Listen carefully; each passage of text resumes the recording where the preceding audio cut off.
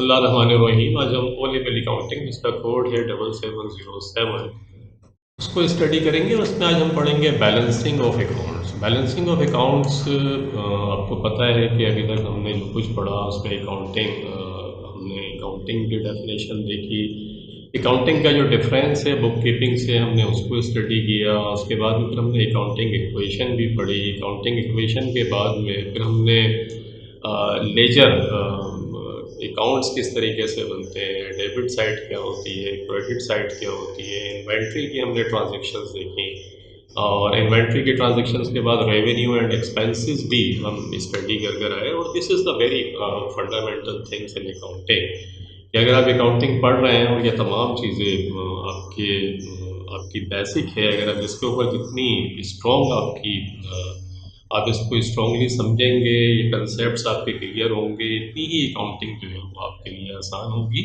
तो लेजर तो हमने पढ़ा था, लेकिन लेजर के बैलेंसिंग कैसे करते हैं, लेजर की डेबिट साइड और क्रेडिट साइड हमने पढ़ी थी, लेकिन हमने सिर्फ पोस्टिंग की थी अभी तक कि हम पोस्टिंग तो कर आए थे, लेकिन उस पोस्टिंग के बाद उसको हमने बैलेंस नहीं करा था। आज का बड़ा इंपॉर्टेंट किस्म का टॉपिक है और आज हम पढ़ेंगे चैप्टर 5 है और balancing of accounts. This is very important concept कि आप बैलेंस कैसे करते हैं अकाउंट्स को, क्योंकि बैलेंस का मकसद है डेबिट साइड पर कुछ लिखा हुआ है और क्रेडिट साइड पर लिखा हुआ है। अब ये हो नहीं सकता। नॉर्मली तौर पर दो किस्म के इवेंट्स होते हैं। ये होता है कि आपकी डेबिट और क्रेडिट साइड दोनों इक्वल हो जाए।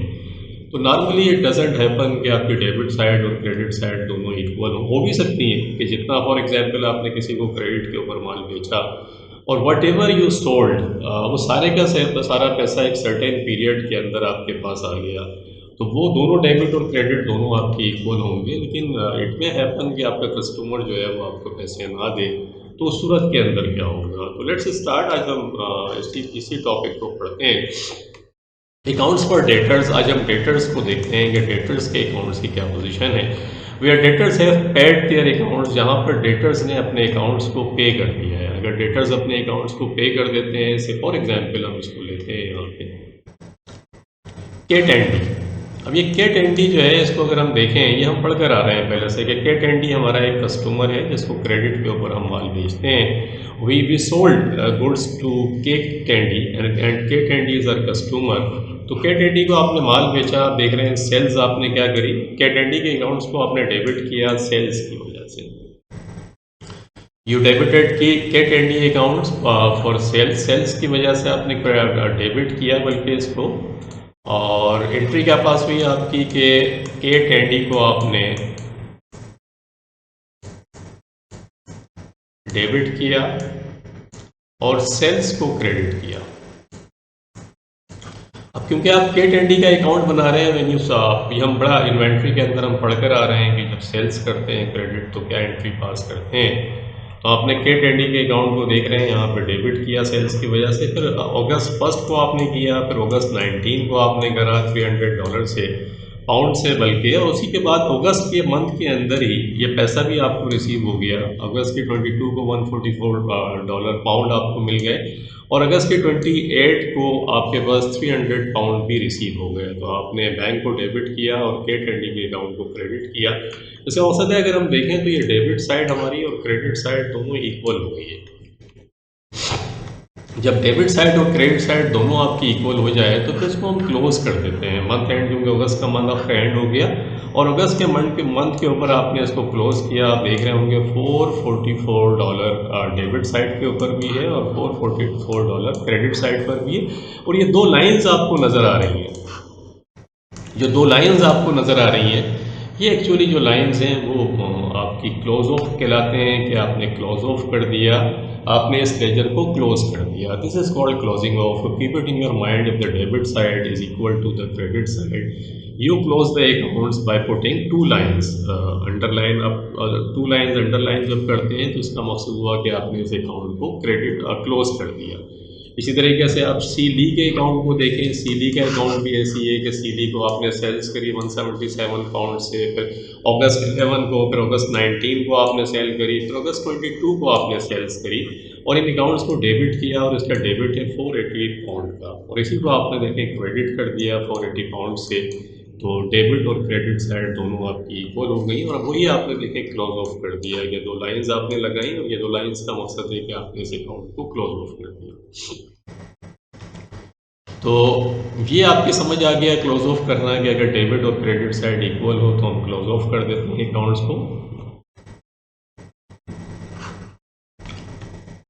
ये आपके पास ये एंट्री आ गई। अब आते हैं हम इसी तरीके से केवुड का अकाउंट देख लें कि केवुड को आपने सेल्स खरीदी 214 पाउंड से, और के 14 पाउंड से ही आपने केवुड को क्रेडिट कर दिया और ये दो लाइंस लगा के आपने क्लोज कर दिया। Now let's take look at what happens when two sides do not equal each other। कि अगर दो sides equal नहीं हो रही हैं, डेबिट एंड क्रेडिट्स इक्वल नहीं है, देन व्हाट वुड हैपन कि क्या होगा। डी नाइट को हम देखते हैं कि डी नाइट को हमने माल बेचा, 158 पाउंड का माल बेचा, 206 पाउंड का माल बेचा, और उसके बाद 118 पाउंड का माल हमने बेचा, और रिसीव इससे सिर्फ 158 पाउंड हुआ है। अब now this is the thing कि हम अगस्त को अपना टोटल कर रहे हैं बैठ के कि अगस्त के महीने के अंदर हमारी क्या पोजीशन रही बिज़नेस की। तो जब हम ये बिज़नेस की पोजीशन कैलकुलेट कर रहे हैं तो क्या हुआ कि डी नाइट का डेबिट साइड ज़्यादा है, कि डी नाइट को हमने माल जो बेचा उसका अमाउंट ज़्यादा है, और जो रिसीव हुआ है उसका अमाउंट कम है। इसको हम बैलेंस ऑफ कहते हैं। और अगर वांट टू बैलेंस ऑफ किस तरीके से करते हैं हम, ये इसका सिंपल तरीका ये होता है कि आप डी नाइट के अकाउंट को टोटल करें। देखिए ये बहुत इंपॉर्टेंट चीज़ है, बच्चे अक्सर अकाउंटिंग के अंदर इसमें घबराते हैं बिकॉज दे डोंट अंडरस्टैंड कि क्या करना है। तो आप सिंपल ये करें कि पहले इसका टोटल कर लें, उठा के डेबिट साइड ज़्यादा है, आपने इसको टोटल किया 158, 206, 118 को आपने जब टोटल किया तो आपको पता है डेबिट साइड 482 पाउंड बनती है। अब जब क्रेडिट साइड के ऊपर आते हैं तो क्रेडिट में सिर्फ 158 पाउंड लिखे हुए हैं। इसका मकसद ये हुआ कि अगर हम यहाँ पर कितना अमाउंट हम यहाँ पर लिखें कि ये दोनों साइड्स इक्वल हो जाए। तो आप देख रहे होंगे कि बैलेंस कैरिड डाउन, इसको हम बैलेंस कैरिड डाउन कहते हैं, इसको CD भी कहते हैं, कैरिड डाउन। और कैरिड डाउन आपने देखा कि 324 पाउंड का अगर हम बैलेंस कैरिड डाउन करके लिखें तो ये दोनों साइड्स इक्वल हो जाएंगी। और क्योंकि ये आपको पता है एसेट अकाउंट है, आपका अकाउंट रिसीवेबल आपका एसेट अकाउंट होता है, तो एसेट अकाउंट का जब भी बैलेंस होगा वो नॉर्मली डेबिट बैलेंस होता है। एक और बात याद रखेंगे, अगर डेबिट साइड आपकी ज़्यादा है और क्रेडिट साइड कम है, keep it in your mind कि अगर डेबिट साइड आपकी ज़्यादा है और क्रेडिट साइड आपकी कम है तो इसका मकसद ये हुआ कि ये बैलेंस डेबिट बैलेंस कहलाता है। अब देखिए मंथ एंड के ऊपर, जो मंथ का एंड है इस पर अगस्त की 31 को आपने बैलेंस CD किया, और यही बैलेंस CD नेक्स्ट मंथ जो आपका होगा, अगस्त के बाद जो है सितंबर का मंथ है, सितंबर के मंथ के अंदर आप इसको जब लेकर आएंगे तो ये सितंबर की फर्स्ट को बैलेंस BD बन जाएगा। इसे बैलेंस ब्रॉड डाउन कहते हैं, ब्रॉड डाउन। जैसे आपने कैरिड डाउन देखा, इसको CD लिखते हैं एब्रिविएशन करके, और ब्रॉड डाउन को BD कहते हैं। BD का मकसद हुआ ब्रॉड डाउन। ये जो प्रीवियस बैलेंस था उस प्रीवियस बैलेंस को हम उठा के आगे की तरफ लेकर आए, और जब आगे की तरफ लेकर आए तो वो BD बन गया, उसे ब्रॉड डाउन कहते हैं। तो आपने देखा कि बैलेंस किस तरीके से करते हैं कि जो साइड ज़्यादा है, जिसका अमाउंट ज़्यादा है और जिसकी अमाउंट कम है, इन दोनों के दरमियान जो डिफरेंस होता है उसको हम इक्वल करते हैं। पहले दोनों को, जो साइड हमारी छोटी है, यानी छोटी सा मकसद है जिस साइड का बैलेंस कम है, वहाँ पर वो अमाउंट लिख कर बैलेंस कर देते हैं दोनों को, और इसको जिस साइड पर लिखते हैं उसको बैलेंस CD कैरिड डाउन करते हैं, और उसके रिवर्स साइड के ऊपर उसको लेकर आते हैं। एक उसूल प्रिंसिपल यहाँ याद रखिएगा कि एसेट जितने भी होते हैं नॉर्मली उनका डेबिट बैलेंस होता है, और डेबिट बैलेंस का मकसद ये होता है कि उनकी डेबिट साइड उनके ज़्यादा होती है, और डेबिट साइड ज़्यादा होती है इसलिए क्रेडिट साइड कम होगी, क्योंकि actually you have to receive the money from customer. तो वो ज़्यादा तो पैसे आपको देगा नहीं, अगर वो ज़्यादा देगा तो फिर क्रेडिट बैलेंस आएगा, लेकिन सम टाइम्स इट हैपन्स, लेकिन नॉर्मली एसेट का जो है वो डेबिट बैलेंस होता है। तो आपने क्या बात समझी कि जैसे अगर आपकी जो साइड स्मॉल है वहाँ बैलेंस लिखकर इक्वल करते हैं, कस्टमर जो एसेट है, एसेट का नॉर्मली बैलेंस डेबिट होता है, जिस साइड पर CD लिखते हैं उसके रिवर्स साइड के ऊपर BD लिखते हैं नेक्स्ट मंथ के अंदर, या जो भी नेक्स्ट मंथ हो। तो आपने देखा कि अगस्त के 31 को बैलेंस CD आपने करा, और सितंबर की 1 को बैलेंस ब्रॉड डाउन आपने किया। Finally enter balance to start of entries for following month. Next month के अंदर बैलेंस BD करते हैं और मंथ एंड के ऊपर बैलेंस CD करते हैं। This is very important point, ये आप याद रखिएगा। The balance is set to be a debit balance, क्योंकि देखें ये जो क्रेडिट साइड के ऊपर जब भी बैलेंस आएगा तो वो डेबिट बैलेंस कहलाता है। इसी तरीके से अगर डेबिट साइड के ऊपर बैलेंस आएगा तो वो क्रेडिट बैलेंस कहलाता है। तो keep it in your mind कि ये आपके जहन में होना चाहिए। और बी वॉल्टर्स को देखते हैं। बी वॉल्टर्स का तो ये है कि बी वॉल्टर्स को हमने सेल्स करी थी 51 पाउंड की, और बी वॉल्टर जो है उसका आप देख रहे होंगे कि बी वॉल्टर जो है इसने कोई पैसा नहीं दिया। तो अगस्त के 31 को बैलेंस सीडी हमने करा, और बैलेंस सीडी करके 51 पाउंड से इसको हमने इक्वल कर दिया, और अगस्त के 31 को जो बैलेंस सीडी करा था वो सितंबर की 1 को बैलेंस बीडी बन गया। देखेगा, have you got the point? कि ये भी वही चीज़ है कि बी वॉल्टर से आपको 51 पाउंड लेने थे तो आपने माल बेचा था, ये डेबिट साइड पर आया, इसने कोई पैसा नहीं दिया था। मंथ एंड पे आपने इसको बैलेंस किया, इसको बैलेंस सीडी कहते हैं। ये दोनों लाइन आप देख रहे हैं इक्वल हो गई, और इसी बैलेंस सीडी को आप उठा के बैलेंस बीडी बना दिया आपने। अकाउंट्स फॉर क्रेडिटर्स वो था आपने डेबिट बैलेंस। हमने देखा कि एसेट्स का डेबिट बैलेंस होता है नॉर्मली, जो साइड स्मॉल होती है उसको हम बैलेंस लिखकर इक्वल कर देते हैं, और नेक्स्ट मंथ के अंदर उसको बैलेंस बीडी करते हैं, बैलेंस ब्रॉट डाउन। और एसेट का नॉर्मली डेबिट बैलेंस होता है। अगर क्रेडिट साइड के ऊपर आप बैलेंस सीडी लिख रहे हैं तो फिर उसको डेबिट साइड के ऊपर लेकर आए ब्रॉट डाउन करने के लिए, बैलेंस ब्रॉट डाउन। और एसेट्स का नॉर्मली डेबिट बैलेंस होता है। ये चीज़ें हमने सीखी। अकाउंट्स फॉर क्रेडिटर्स के अंदर देखते हैं ई विलियम्स। ई विलियम्स को नॉर्मली हम क्या करते हैं कि जो क्रेडिटर्स हैं उनको हम क्रेडिट करते हैं, और क्रेडिट करते हैं इसलिए कि हम उनसे कुछ खरीद रहे होते हैं। तो purchases debit, accounts payable credit, ये बहुत डिटेल्ड से मैं पीछे पढ़ा कर आ रहा हूँ, आपको पता होगा। परचेजेस डेबिट और पार्टी का अकाउंट, जो भी पार्टी है उसके अकाउंट को हम क्रेडिट कर देते हैं। तो हमने क्या करा कि ई विलियम्स का हम लेजर बना रहे हैं। ई विलियम्स का अकाउंट क्रेडिट है परचेजेस की वजह से, फिर देखें परचेजेस की वजह से क्रेडिट है, और बैंक आपके पास सिर्फ 100 पाउंड है। पेमेंट जो आपने करी आए नहीं, बल्कि डेफिनेटली आप अपने जो सप्लायर्स हैं उनको तो आप पेमेंट करेंगे। तो जब सप्लायर्स को पेमेंट करेंगे तो $100 की आपने सप्लायर को पेमेंट कर दी। एक्चुअली 248 और 116 पाउंड का आपने माल खरीदा था, और पेमेंट सिर्फ अपने $100 की करी। तो डेफिनेटली इसका फिर बैलेंस आपको पे करना है अपने सप्लायर को, जिसे वहाँ रिसीव करना था कस्टमर से, यहाँ पे करना है।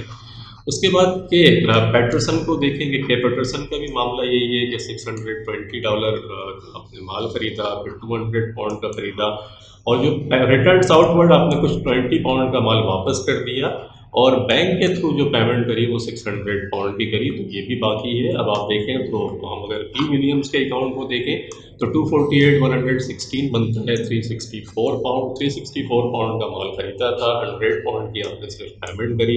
तो डेफिनेटली अब ये बैलेंस सीडी जो है 264 पाउंड जो है वो आपको उसे वापस करने हैं, उसे देने हैं। और अब आप देख रहे होंगे इंटरेस्टिंगली कि इसका जो बैलेंस सीडी है वो डेबिट साइड के ऊपर है। बैलेंस सीडी किस साइड के ऊपर है? इसका डेबिट साइड के ऊपर है। डेबिट साइड के ऊपर बैलेंस सीडी क्यों आ रहा है इसका?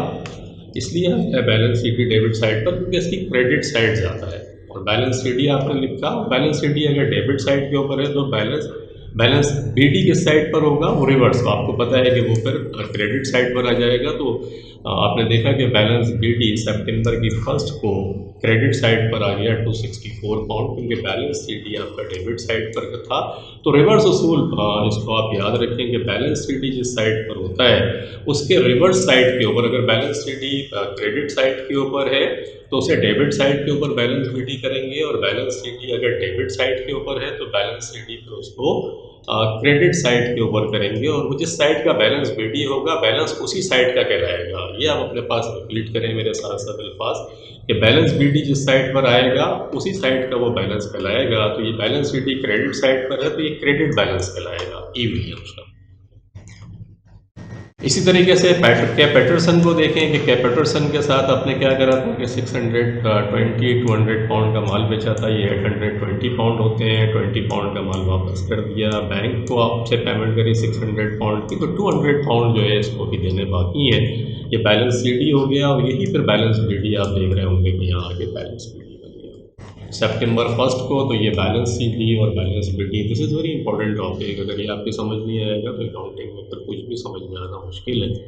तो ये आपने देखा कि किस तरीके से करते हैं उसके बाद आते हैं 3 कॉलम अकाउंट्स। एक 3 कॉलम अकाउंट्स भी बनता है, और 3 कॉलम अकाउंट्स कैसे बनता है, वो ये करते हैं कि नॉर्मली फिर डेबिट, अभी तक आपने लेजर देखा होगा कि एक डेबिट साइड होती है, एक क्रेडिट साइड होती है। नॉर्मली हम इस तरीके से लेजर बना रहे थे कि ये डेबिट साइड थी और ये क्रेडिट साइड थी। अब हम इसको थोड़ा सा आगे करते हैं कि केट एंडी का ये डेबिट बैलेंस है, केट एंडी का ये क्रेडिट बैलेंस है, और क्रेडिट है और ये फिर बैलेंस है। तो हमने केट एंडी को देखा कि जब डेबिट साइड होगी तो ये बैलेंसिंग ना हाथ के हाथ हो रही होती है। मतलब नॉर्मली हम जैसे भी आपने देखा कि मंथ एंड के ऊपर हम बैलेंसिंग कर रहे थे, जब 3 कॉलम लेजर बनाते हैं तो बैलेंस साथ साथ चल रहा होता है। कैसे चलेगा, देखिए सेल्स आपने करी 144 पाउंड की, फिर सेल्स आपने करी 300 पाउंड की, या आपने केट एंडी के अकाउंट्स को डेबिट किया, बैंक के थ्रू जब पेमेंट करी 144 पाउंड की, तो ये देखिए बैलेंस साथ साथ चल रहा है। 144 पाउंड का पहले बैलेंस था, 144 में फिर 300 पाउंड ये प्लस कर दिया आपने, तो ये 444 पाउंड हो गए। इसमें से क्रेडिट साइड के ऊपर 144 आया, तो फिर 444 में से ये क्रेडिट है, क्रेडिट माइनस कर देंगे, माइनस किया तो 300 पाउंड थे, फिर बैंक के थ्रू पेमेंट हो गई 300 पाउंड की, तो ये देखिए जीरो हो गई। तो ये डेबिट और क्रेडिट लिख रहे होते हैं और बैलेंस साथ साथ कर रहे होते हैं। जैसे सी डी का बैलेंस देखिए 177 डेबिट किए थे आपने, डेबिट साइड ये बैलेंस आ गया। 203 का फिर आपने बेचा, ये इसमें प्लस हो जाएगा, ये 380 आ गए। फिर 100 पाउंड का आपने बेचा तो देखिए इसमें प्लस हो गया, 480 पाउंड आ गया, और क्रेडिट आपने फिर 480 पाउंड की पेमेंट कर दी तो जीरो बैलेंस बाकी बचा। तो ये बैलेंस हाथ के हाथ हम कर रहे हैं। के बोर्ड में आ जाते हैं 214 पाउंड का आपने माल बेचा था, फिर बैंक के थ्रू पेमेंट कर दी 214 की, आप देख रहे होंगे कि ये मेरी यहाँ पे जीरो आ गया, पेमेंट हो गई। डी नाइट के अंदर अलबत्ता देखें यहाँ मसला है, सेल्स करी थी 158 पाउंड की, ये बैलेंस में 158 पाउंड आ गया। फिर सेल्स करी 206 पाउंड की, तो ये इसके 158 पाउंड में 206 पाउंड जब प्लस किए तो 364 पाउंड आ गया। फिर आपने बैंक के थ्रू पेमेंट करी, आपने क्रेडिट किया, देखिए अब ये माइनस होगा। 364 में से 158 को माइनस किया, 206 आ गया। फिर आपने माल बेच दिया 118 पाउंड का, तो ये फिर इसके अंदर, क्योंकि ये डेबिट बैलेंस चल रहा है तो ये प्लस हो जाएगा, ये देखिए। इसी तरीके से डी वॉल्टर्स का आपने कर लिया कि डी वॉल्टर्स की सेल्स थी 51 पाउंड की, ये देखें 51 पाउंड का बैलेंस आ, क्योंकि क्रेडिट में कुछ नहीं है तो बैलेंस ऐसे ही आ गया, और ये डेबिट बैलेंस कहलाएगा। जिस साइड का बैलेंस चल रहा है उसके साथ साथ लिख देते हैं, लेकिन क्योंकि ये डेबिट साइड ज़्यादा थी तो ये डेबिट बैलेंस है। अगर क्रेडिट साइड ज़्यादा हो जाएगी तो फिर क्रेडिट बैलेंस होगा। देखिए ई विलियम्स के अंदर देख लेते हैं, इसका क्रेडिट हुआ था तो देखें यहाँ हमने क्रेडिट बैलेंस लिखा 248 पाउंड से, फिर 116 पाउंड आ गया, ये इसमें हमने प्लस कर दिए, ये आ गया। और उसके बाद 364 पाउंड में से हमने 100 पाउंड को माइनस किया, तो देखें 264 पाउंड हमारे पास बाकी बचा, और ये क्रेडिट बैलेंस है। इसी तरीके से क्या पेट्रोसन के अंदर आ जाए, 620 पाउंड से हमने क्रेडिट किया था, ये क्रेडिट आ गया। 20 पाउंड की हमने चीज़ें वापस कर दी थी, ये 620 में से 20 माइनस हो गए, 600 आ गए। और उसके बाद देखें 200 पाउंड का हमने फिर इसको माल बेचा, तो 600, 200, 800 पाउंड हो गए, और ये 600 पाउंड से फिर डेबिट हमने पेमेंट करी तो 200 का क्रेडिट बैलेंस हो गया आपके पास। तो ये हमने देखा कि बैलेंसिंग ऑफ किस तरीके से करते हैं। बैलेंस ऑफ करना आसान होता है बहुत, कि हम लेजर को बैलेंस कर रहे होते हैं, क्लोज करते हैं, अगर दोनों साइड्स इक्वल हों तो इक्वल कर देते हैं। अगर balance C D, balance B D हमने पढ़ा, और 3 कॉलम्स लेजर हमने पढ़ा, तो होप आपकी समझ में आया होगा। इसको बार बार रिपीट कीजिएगा, this is very important topic. And take care, मिलते हैं फिर नेक्स्ट लेक्चर के साथ। Thank you very much for watching the video.